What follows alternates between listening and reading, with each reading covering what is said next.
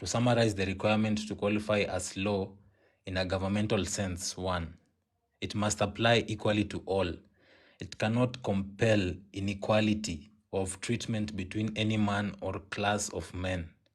2. It cannot do collectively what people individually cannot naturally do. In other words,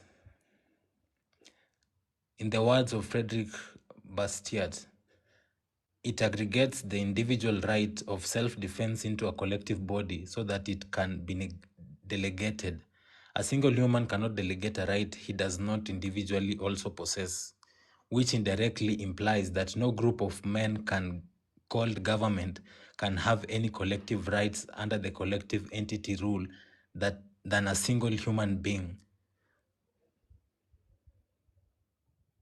3.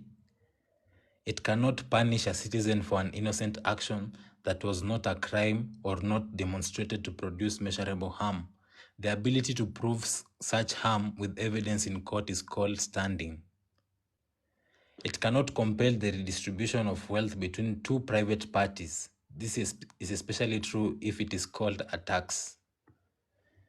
It cannot interfere with or impair the right of contracts between private parties. That means it cannot compel income tax withholding unless one or more of the parties to the withholding are already public officers in the government. It cannot interfere with the use of enjoyment or control over private property, so long as the use injures no one.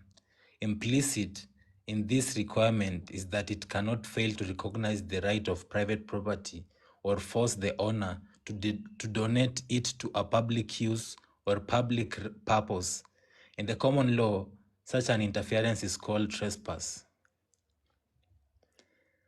The rights it conveys much attached to land rather than civil status, e.g. taxpayer, citizen, resident, etc., of the people on that land.